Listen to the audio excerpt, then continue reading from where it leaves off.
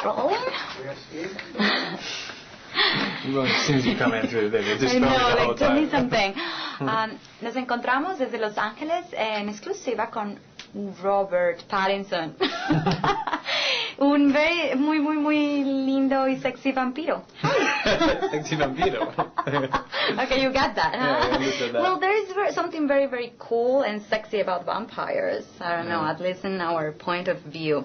How was the experience of being one, at least for a little while? It's cool. There's definitely an element, especially when you're playing, when you're acting it.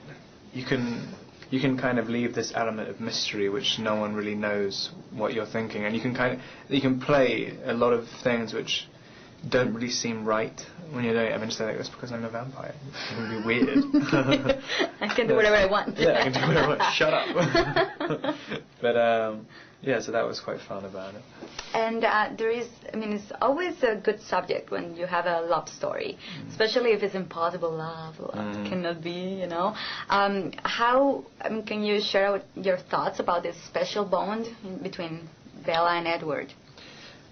Yeah, I mean, that's one of the major things that I liked about it, which me and Kristen really tried to emphasize, is just the fact that their relationship is literally impossible. Even they know it's impossible. They know it's impossible. Everybody tells them it's impossible. People come and try and kill them to say it's impossible, and they're still saying, and they completely believe like this will never ever be able to happen. But at the same time, it's like, but if we break up, we're both dead anyway. So what can you do? It's like an impossible situation. Which is, I think it hasn't really been done to such an extreme extent in quite a while. So that's what's quite interesting about it. Yeah, and also it's kind of difficult to believe it when it's teenagers, you know, because you love to death when it's just teenagers. Yeah, I mean that's what's interesting. I mean, I can understand it because Edward is 108. Like, I can understand where his character's coming from, because it's like absolute loneliness for so long. But Bella's character is like, what are you doing? Like, how do you like how do you know? So how are you so certain about what you want to have and what you want to be?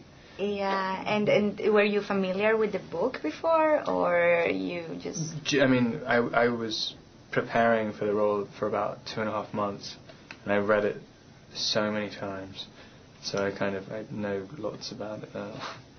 There is I read also that they were looking for someone when they were casting the character, the role, someone that was pretty and dangerous, and you got both. What else? What other elements did you add to Edward to make it like look interesting and surreal? I tried to make him, especially in the scenes with Bella, like have some elements of unpredictability and to be actually genuinely frightening sometimes, because I think that also makes him more attractive. Like if when he says I'm a monster and like I'll kill you if you get too close, like, but Bella's always saying in the book, I don't believe you, and it seems like it's a very safe and secure thing in the book, and you know he definitely won't ever hurt her. But I try to make it in the film that there's a much more real chance. Like, he has much less control over himself, and he could, like, when he's saying, like, I could quite easily kill you, like, he's holding himself back, like, and it's taking every bit of effort to hold himself back. And she isn't so certain. It's like, I know you won't, but she's kind of telling him as well, like I know you won't, like, not I know you won't. And there is a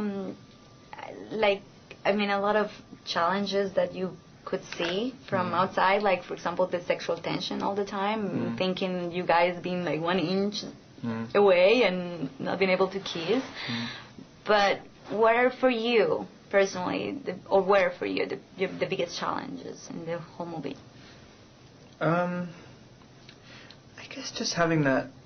There's a whole thing about Edward and all the vampires where normal humans are instinctively scared of them.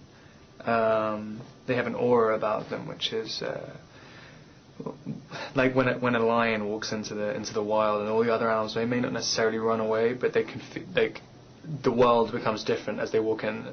But I mean, but in Twilight you obviously don't know that these people are vampires or predators at all. You just think they're just weird kids, and so that's kind of difficult to walk into a room and have something about you which just is just scary, but at the same time not at all. It's just something different about you, and you have to play it the whole way through the movie. There's a lot of like consistent character traits underneath the actual main love story. That's quite hard. Okay, thank you so much.